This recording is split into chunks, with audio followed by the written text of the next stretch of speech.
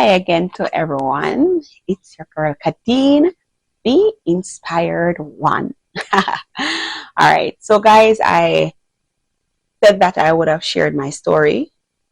I have to share my story first. Like my pastor would have said, that Pastor Christine Pitney first. All right, so instead of doing interviews with others first, I must say that let me start with myself.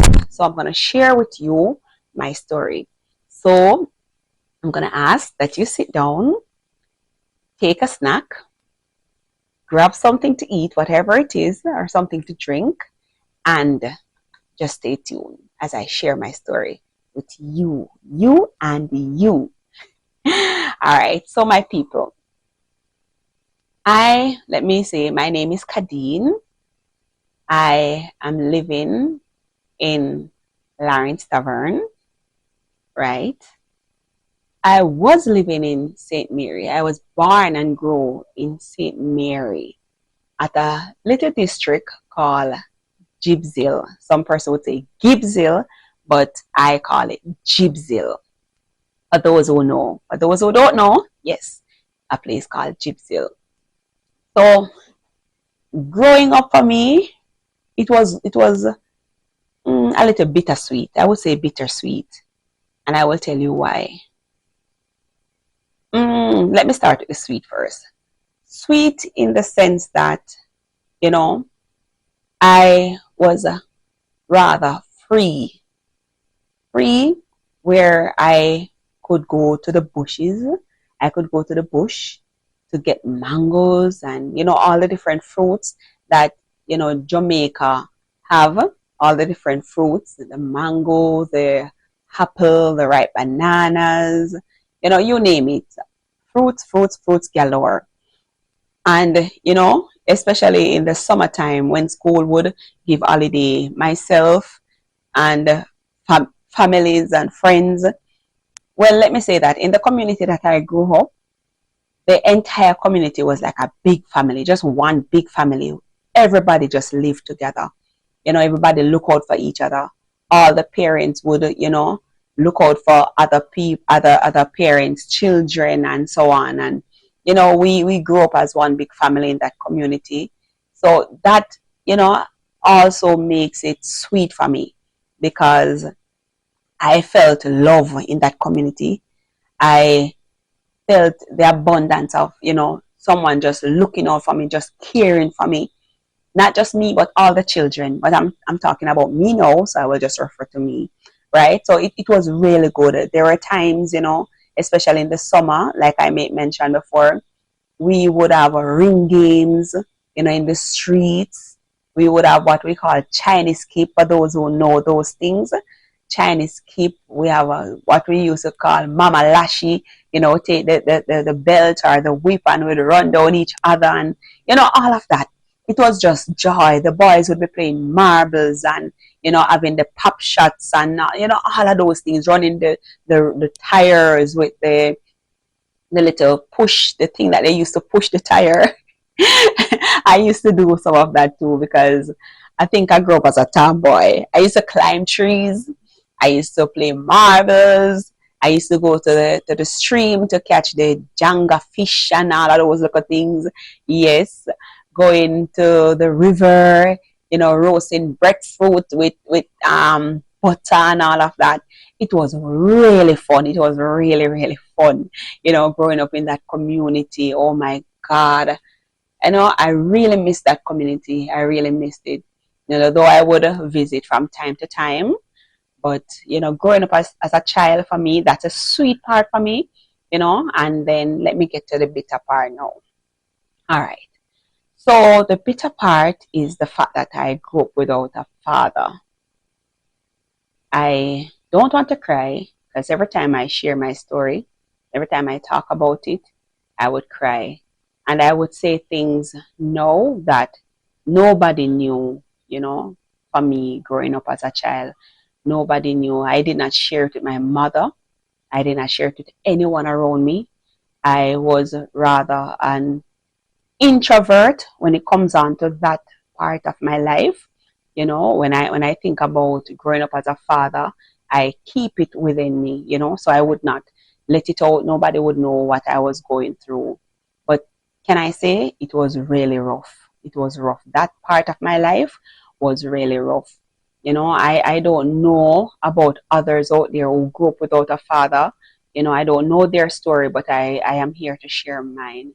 And I want to say that, even before I go into it, I want to encourage fathers, if you're watching this, and even if you're not watching, I pray to God that somebody will share it with you so you can watch the video, right? To let you know that, it's not easy for a child to grow up without a father. Even if you can't afford, to give them things, I mean, like to help the mother financially, or to even say buy books for school or help with back to school, help with food items, whatever it is. Even if you can't do that, just be there. Your presence is enough. Your presence will be enough, believe it or not. For me, I wish my father was there. I wish that I could just feel him around, just know that he was around, even if he didn't have it to give financially. I wish he was there, because trust me, it's not an easy road, and I'm not sure about the parent in the sense that, the mother. I can't talk for my mother, but I will talk for myself. There are times when I would cry myself to sleep, like literally cry myself to sleep, thinking about the fact that, where's my father? Why did he abandon me? Why did he disown me? My mother would have shared her part of the story that, when she got pregnant, my father told her to lie with somebody else and give me to that person. That's a sad one. And every time I think about it, trust me, people, I cry. There are days, years gone by, when it comes on to Father's Day, I would just sit and I would weep. I would weep, you know, because I always say that, what if my father was around? What would my life be like? Would it have been better? What would it be like? I always think about that because, growing up as a little child, especially as a girl, girls need their fathers around. I always hear a person saying that the boys need their fathers. Girls, I don't disagree with that, I don't disagree with the fact that boys need their fathers, but girls tend to attach to their fathers more for some reason or the other. And when I look and I would see other girl children in my community around their fathers and their fathers being there for them and showing them love, showing them, that sort of, caringness and all of that, and thinking about my life without a father, it would make me really sad. And so that's the reason why I say that in that section of my life, I was more of an introvert. I wouldn't talk. I was really quiet, unless, persons would come around and they would, even though they wouldn't know what's going on with me, but once persons come around, like my cousins or even other persons within the community, they would think that everything was okay with me because, I would just snap out of that and just jump into just laughing and, gimmicks and all of that. But then they wouldn't know that on the other side, I was literally dying on the inside, especially with the fact that my father wasn't around.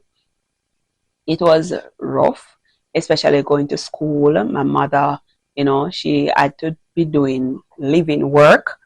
She did living work to help out situation, and that I just think it wasn't enough because there are days when I wouldn't go to school, wanted to go to school, but could not go to school, especially in my primary years. My primary years, it was really rough. I can tell anybody out there that, it was really rough for me. There are days that I would go to school, with a shoes on my foot, but at this shoes on my feet, but at the same time, it didn't have any bottom. I had to use like the cardboard and the newspaper to stuff the bottom of my shoes. And then at the time I was attending Castleton Primary and Junior High School. And it have a little staircase going up to 7th grade, 8th grade block. And what I would do, I would when children would be going up the staircase when I was going up, I would stop, allow them to go up before me because I didn't want when I step up, they would see the bottom of my shoes and realize that there was no bottom, there was just newspaper or cardboard. I didn't want that, so I would allow them to go before me, and so, but I was determined, regardless of the fact that I grew up without a father, he was not there. I was still determined. It was rough, but I was determined. And I really give God thanks for those years of my life because it teach me, it molds me to be who I am today. I'm not worse off. Trust me, I am not worse off than anyone. So yes, like I was saying. So I'm just imploring to all the fathers out there, all the fathers who neglect their children, please stop. Stop disowning your children. Yes, there are some good fathers out there. I have seen some really good fathers. Yes, and I have gotten the opportunity to have persons in my life who are good fathers, right? That's another story. I won't talk about that right now. But for my father, I wish you were there. If you're watching this video, I wish you were there for me. Life was rough for me without you. And, I really look at it to say that if you were there, if my father was there, it would have been a little easier. Maybe, just maybe. Because sometimes, some fathers are there and it's like they're not really there. But like I said, I would have